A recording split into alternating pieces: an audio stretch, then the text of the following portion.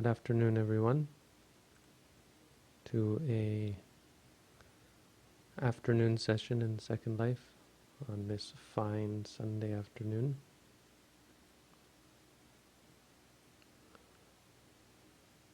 Today's topic, I'm not exactly sure what to call it, although the impetus for talking about the subject of today's talk comes from a number of people, a small number of people, but a few people who have contacted me on YouTube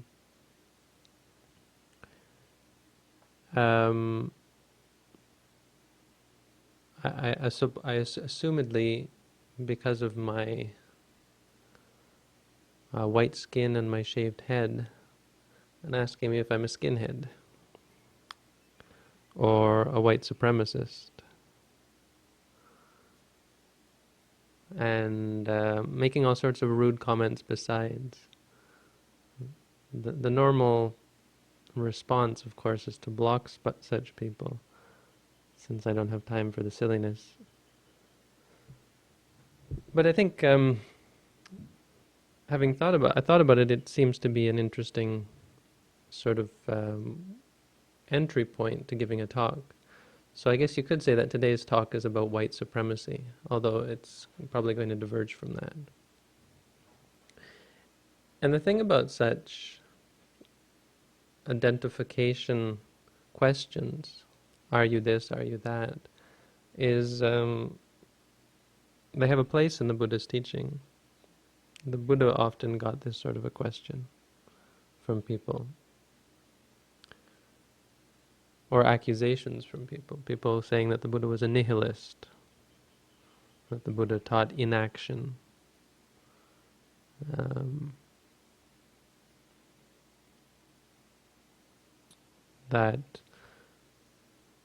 And people asking the Buddha whether he was a Brahmin or a Samana or so on.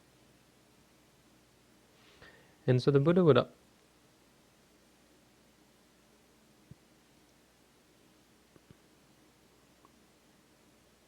more often than not redefine the term. An incredibly good example that's quite pertinent to this topic is the term Arya.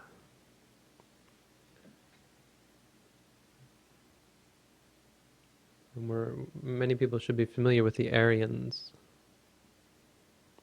Mostly we come in contact with this word in relation to Nazi Germany and their idea of creating the pure, perfect Aryan race.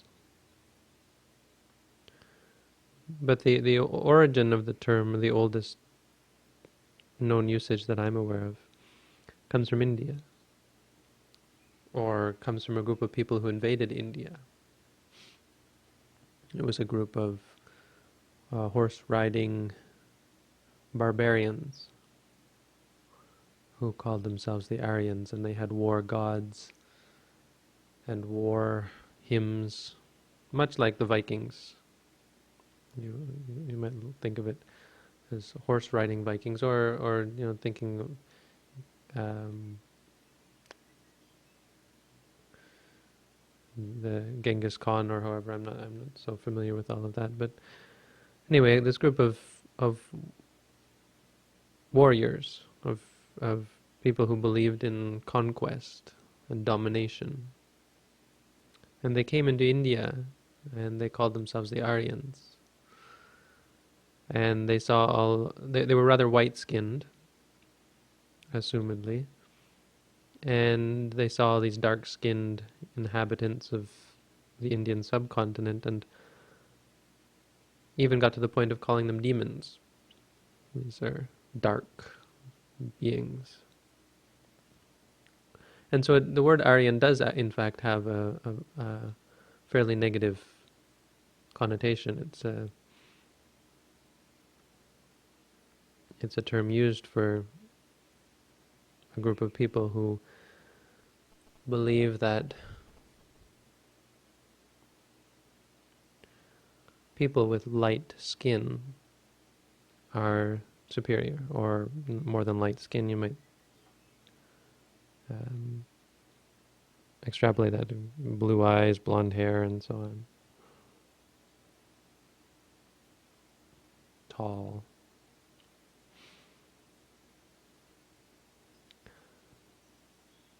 And so the Buddha redefined the word Arya. Where it probably comes from, it probably means something like victor, because Ari means enemy, and Ya means one who conquers or overcomes.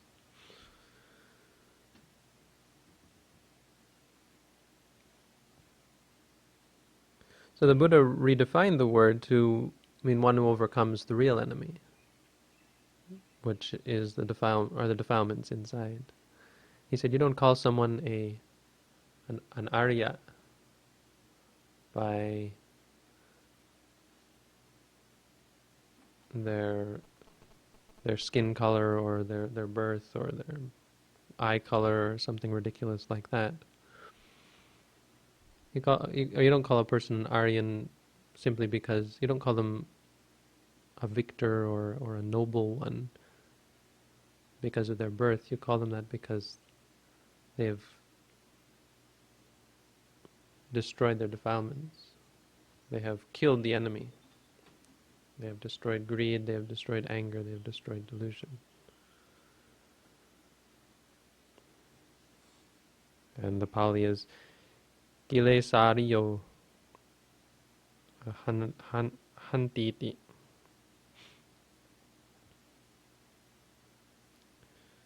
One who kills the enemies, which are the kilesa, the defilements. This is known as an Arya.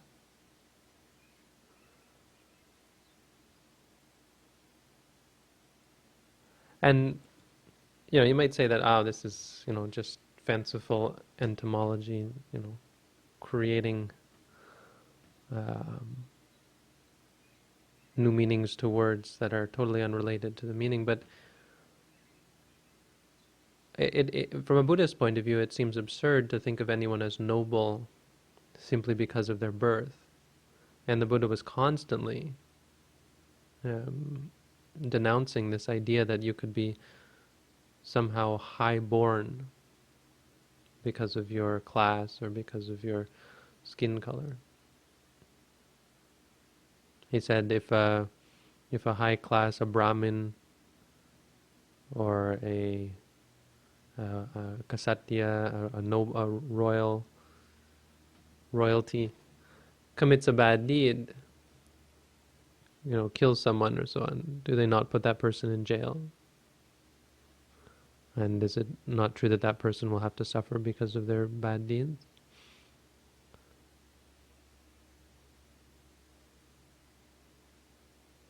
And this might seem a little bit silly, talking about the class system, because obviously in our society we don't have this class system. But here we have, even today, these people who claim that they are white supremacists. They believe in the supremacy of whiteness,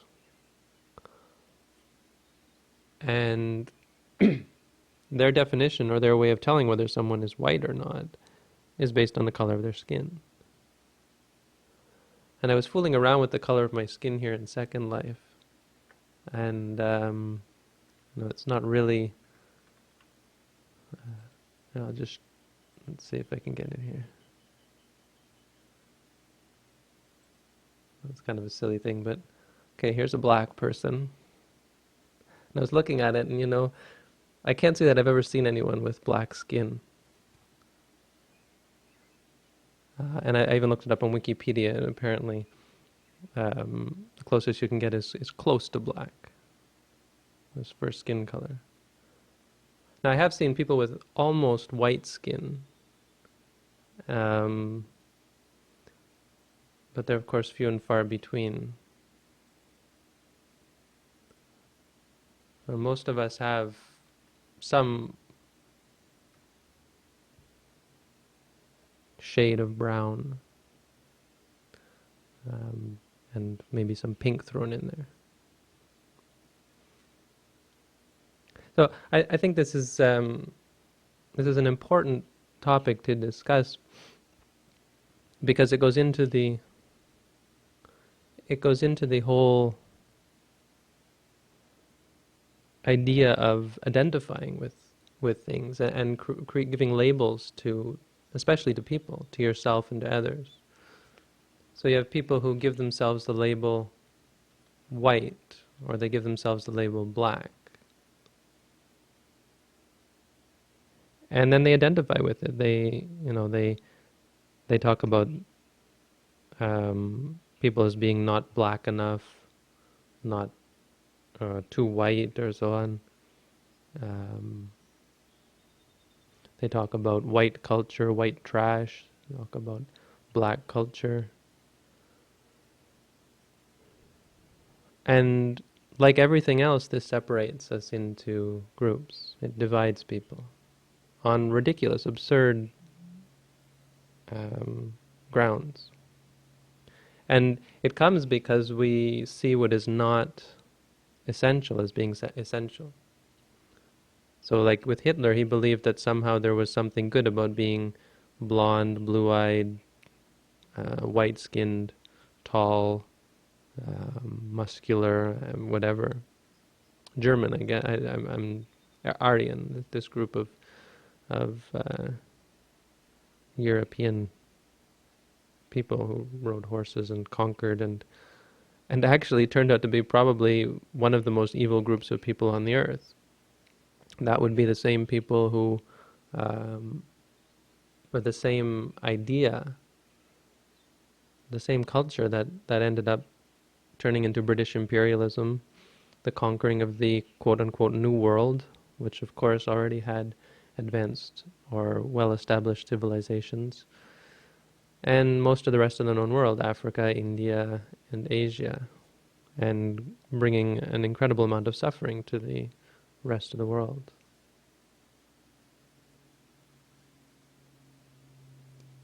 This is what that group managed to accomplish. The taking over of India is an example, and killing off, in fact, a well-established civilization that we now know very little about, because they were annihilated or pushed out into the woods, into the countryside, out of the cities. It's a little known fact that there were cities in India before the Aryans came. And so it's mind-boggling that people can say that these people are somehow supreme. But people do that, and this is because we have some bizarre ideas of what is right and what is wrong, often having to do with the concept of might makes right. And what helps you is good. What is good for oneself, on a material level, what brings one more power, more affluence, is a essential, beneficial, positive thing. And so we create all sorts of in-groups and out-groups. White and black is just one of them. I think it's silly, really. It's incredibly silly because there's, as I said, there's none of us are white and none of us are black. There's only these labels that we give and these separations. In fact, skin color is quite diverse. Then we have, we call people red, the red Indians, as they used to be called, the yellow people from China, from Asia, which is equally absurd because there's no red, there were no red people here in America, and I've never seen a yellow person in China. But we immediately want to label. It's like when we see someone, we immediately want to decide whether they're male or female. This is the first thing that we do. And if they happen to be a person who doesn't have very strong male or female characteristics, we find it quite troubling in the mind because we right away want to characterize them. This is what our mind wants to do. And then we segregate people and we segregate reality. We separate things and immediately make judgments about them. This is has a devastating effect on the world, really. Um, of course, the white black issue is probably not so big anymore, except with these strange people who call themselves white supremacists. But it points to a bigger problem of separation and categorization in general. How we categorize people. A much bigger one is religion. Right now, religion is probably one of the most devastating, divisive influences that there is. I can't have a dialogue I can't have a civil conversation with a Christian because they see me as a Buddhist missionary. When we talk, we can be civil enough, but there's an undercurrent of pressure, and normally a thought process in their mind of how they can best work to convert me to Christianity because I'm on the wrong path, as an example. And the same goes with other religions. When I talk to Jewish people, there's a sense that out, I'm outside, I'm foreign. It's even in a sense because I used to subscribe to some of the tenets of Judaism that I've committed apostasy, and so on. So this isn't exactly what I wanted to talk about, but it leads into what I wanted to talk about, and that is this interesting teaching by the Buddha about white and black. And I wanted to preface it with this because when we talk about white and black in Buddhism, I was confronted on this by a black friend, a friend with dark skin, who came to me and he said, why do the Buddhist meditators wear white? And it was clear that he understood the pejorative attachment that we give to black and the positive characteristics we give to white. Just the idea being that white is somehow pure. It was considered so in India.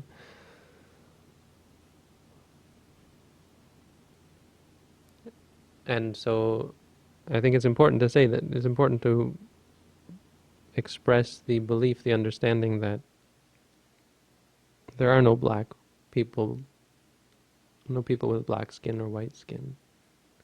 And I think if we can get over that, then we can get on to talking about what is really white and what is really black. And we can overcome these barriers, this divisiveness that is always separating us. When we come to see, the color white, there's nothing pure about it at all. It's a color. The color black, there's nothing dirty about it as well.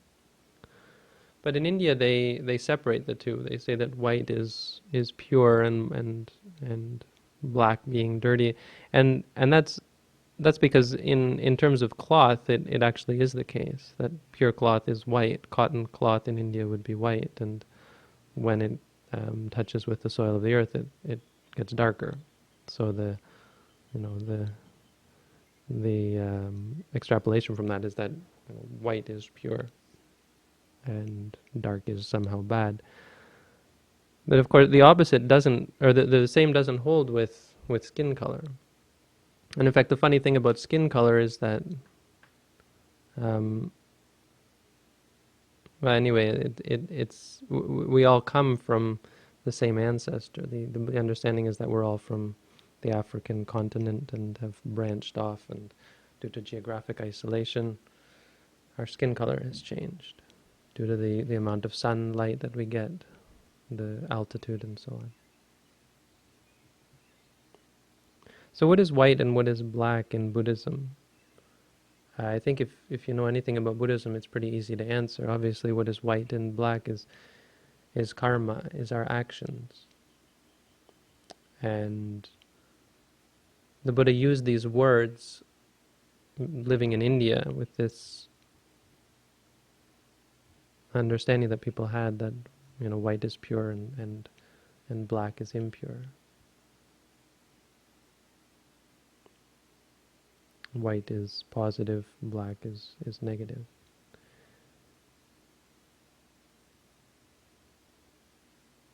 And so the Buddha said that there are four types of karma.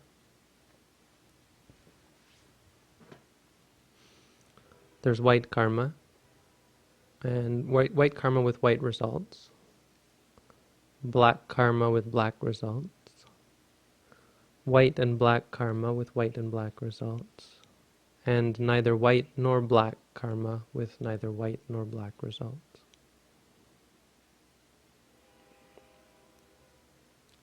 And again, he's just using these words in a standard Indian fashion, and it probably is based somewhat on these prejudices that people had for light colored skin and versus dark colored skin, because the predominant culture at the time was the Brahmin culture, based on the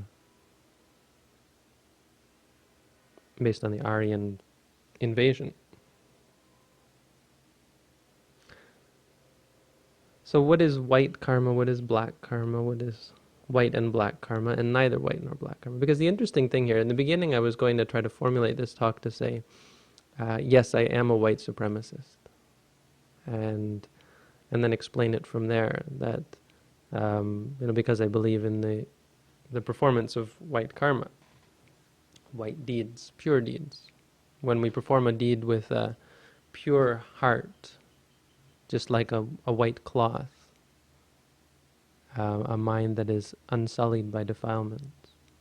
You see, because the mind in its ordinary state is undefiled. The Buddha said that the mind is luminescent, is brilliant, is bright, is white, but it becomes defiled by defilements which wander in, or sort of like guests that aren't intrinsic to the mind.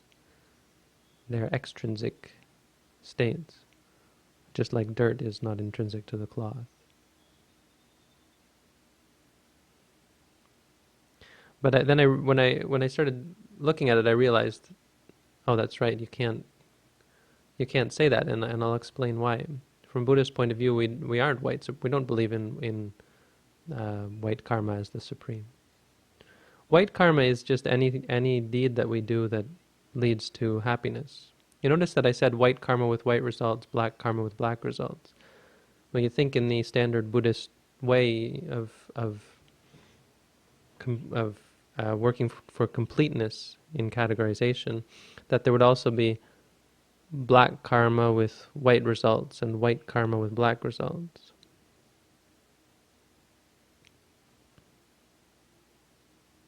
But there isn't.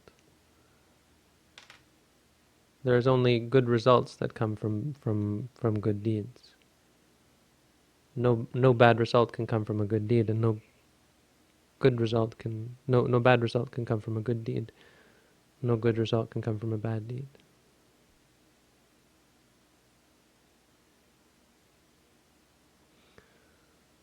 So when someone kills or steals or lies or cheats, does something that has bad results, then it's considered a bad deed. It's considered a black karma. Kanha karma.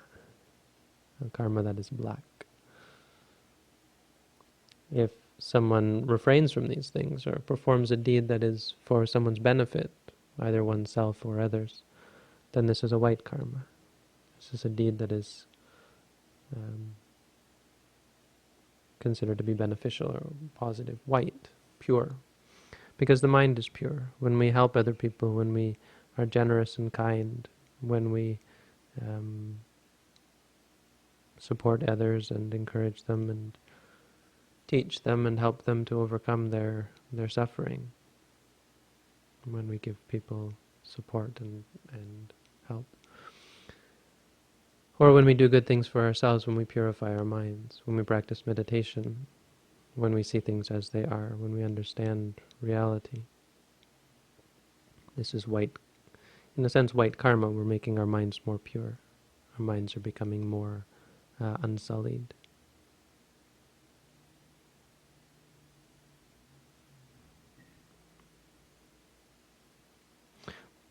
So black karma has black results. White karma has white results. White karma that is both black and white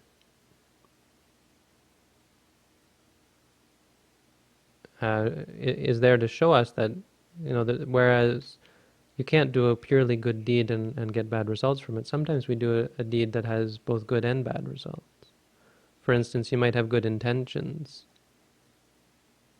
but the nature of the deed forces the arising of bad thoughts, of harmful intentions. For instance, when in the case of euthanasia, people say they have good intention, don't want the person to suffer, but the nature of the deed is such that it can't help but give rise to both the incredible states of delusion that are required to believe that you're not hurting the person, and the anger or the anger-based state required to end someone's life. You can't possibly kill someone without giving rise to at least the state of delusion, and most likely the state of anger as well, because you have to crush the natural compassion that exists in the mind, the empathy where you yourself don't want to suffer and you have to cause this suffering for others, mostly unknowing, unrealizing that it, with the cloud of delusion that stops you from realizing the suffering that you're causing for the person.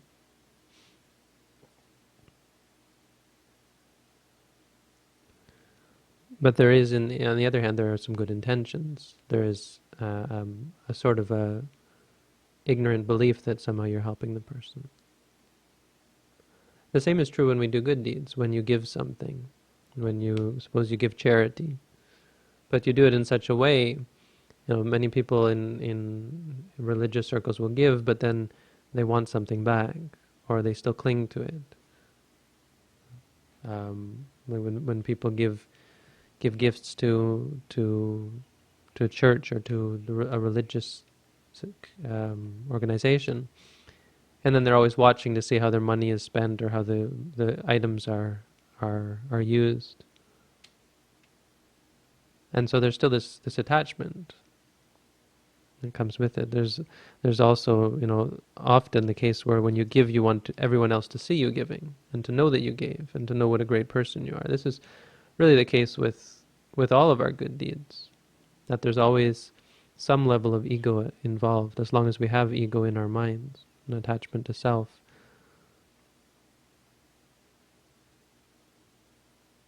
That will always give rise to some sense of self-worth, feeling proud of ourselves that we've done that. So these are three types of karma. The fourth type of karma is actually karma for the purpose of ending karma. And so Buddhism is often referred to as overcoming good and evil. Because contrary to popular belief, I think, the Buddha didn't teach the supremacy of good karma, of doing good deeds. Buddha taught the supremacy of giving up any need to do either good or bad deeds. And this is karma that is neither white nor black and has neither white nor black results. In other words, it's action that doesn't give rise to results because it's free from the intention of giving rise to any results. There's no intention when one performs such a karma for any results to arise. And the point being that if you perform a deed intending that it has a good result, then you'll always be conditioned for the creation of that result. There will always be a future when you give, thinking that it's going to be good in this way or that way. Then maybe it's something that will make you happy in this life, maybe it's something that leads you to heaven in the next life, then it's something that still is bound up in clinging and still will give rise to future results. The practice of the Eightfold Noble Path, the Buddha's path of morality, of concentration and wisdom, is considered to be neither white nor black karma, because it's something that frees the mind from the need to do good or bad, need to do good or bad deeds.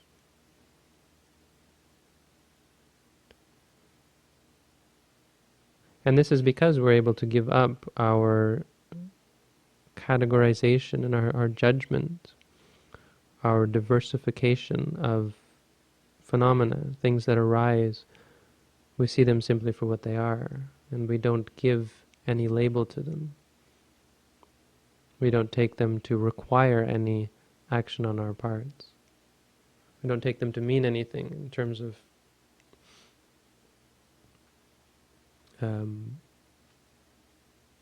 impetus for performing future karma.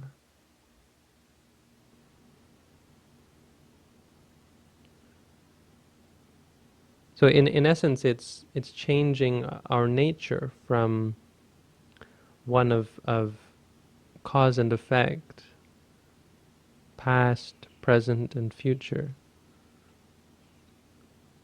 to one that is more stationary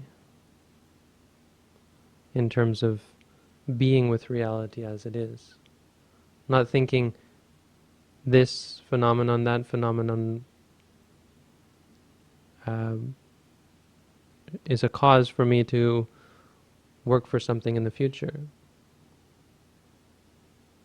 to try to get away from bad things or try to develop good things. But instead, changing our whole worldview to being one of acceptance and contentment in the present moment, not needing anything, no longer trying to find happiness in things external to ourselves, no longer trying to change things to suit our idea of how they should be.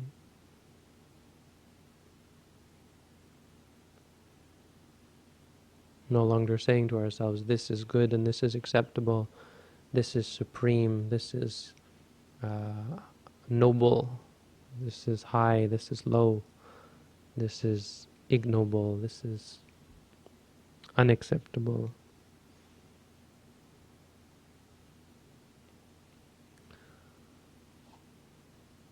So I would have to say that the conclusion is that no, I'm not a white supremacist, because I do understand, and at least intellectually, what the Buddha was talking about, and I practice according to this, that it's actually not the practice of building up white karma, building up good karma. It's the practice of tearing down and letting go, as I talked about last time, I think last Wednesday. The Buddha's teaching is for the purpose of tearing down, not building up. It's for the purpose of letting go and not holding on. And so even good deeds, this is a classic Buddhist paradox of sorts, that even good deeds we have to give up. We perform good deeds for the purpose of giving up good deeds. And it's a dilemma of sorts that often leads people Buddhists to claim that there is no reason and there's no good and there is no use in doing good deeds, in giving charity or in teaching others or in setting up meditation centers or so on, distributing teachings, working in hospitals, working with in homeless shelters or so on. That these things are just the accumulation of good deeds. And this is a mistaken conclusion that people come to in regards to this teaching, the belief that, okay, that means that we have to stop all of these things. And the truth is that an enlightened being is much more inclined to perform such deeds. The difference is that they do it unconditionally. They do it without any interest for future results. They do it because it's the most harmonious thing. They perform good deeds, quote unquote good deeds, because they have gained the wisdom and understanding that there is an intrinsic difference between good and bad deeds. That a good deed is much easier and more harmonious, leads to greater harmony when performed, than a quote unquote bad deed. And that's why they're given the label of good and bad deeds. And this goes back to the labels that are given to them in terms of white and black. The white being akin to the pure cloth, and black or dark being sullied.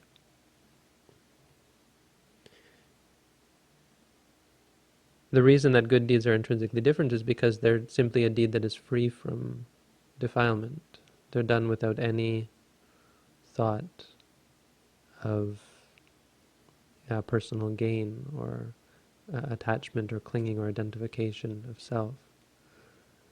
That a person who has none of this clinging naturally performs good deeds. So for all of us who are still at the point where we have defilements in our minds, we should try our best to conform with this sort of behavior of helping people when asked, and supporting others, spreading the Buddhist teaching, setting up meditation courses, and so on, because these are the things that are going to lead us closer and closer to our harmonious, peaceful state of existence. We are not doing good deeds for the sake of the good deeds or for some result. We're doing them to help us to let go. When you give something, it's not because you think, oh, I hope this person gets benefit from it. If you do that, then you're still clinging, and you'll always be upset when they maybe don't get benefit from it. If you give something, you give money to a beggar on the street, and then you see them take that money and go and buy alcohol, then right away you're upset because your intention was that it should benefit them. Your intention was that it should have some specific result. And when it doesn't, you become upset. In Buddhism, when we give to give up, and we give to support a state of existence that allows us to practice. When we support meditation centers, or when we support places like the Buddha Center, we're doing so because we believe that this is something that is bringing us and other people closer to reality. When we support such places, such organizations, that we're creating more harmony than the alternative of not supporting and not assisting in the development and expansion of such places. So just that important point that while we're not focused on good deeds, we certainly have to align ourselves in that direction, because when someone comes and asks you for something, asks you for support, and you don't help them at all, it creates incredible states of defilement in the mind, feelings of guilt, feelings of stinginess, feelings of anger, or however. And so it behooves us to give unconditionally. When someone comes and asks us for $100, maybe give them $5. Someone comes and asks us to teach them about the Buddhist teaching, well, say something. Give them the basics, the if you don't know how to teach, or if you don't have time, or so on, always be giving when people ask, when you're confronted with an opportunity. Use it as a chance to create this harmonious state of existence. It's something that supports our practice, and we should always be finding this happy medium where we're not looking and going out of our way to help people, which can become incredibly obnoxious and is often undesired by the people, by the recipients, but rather simply doing it as a matter of course, a means of not clinging, the simplest way out of the situation, to support, to give, to bring yourself closer to a state of peace, happiness, and tranquility. So I think that's some Dharma for today, food for thought, hopefully something that can help us to come closer to a meditation practice and help us to focus our minds in the meditation practice in terms of seeing that we're not trying to gain any state, even in the meditation practice, of peace or happiness. We're not, even meditation, we're not practicing to gain anything. We're practicing to let go, to give up. So that's the talk for today. I'd like to thank you all for coming. If you've got any questions, I'm happy to ask them. Otherwise, have a good day.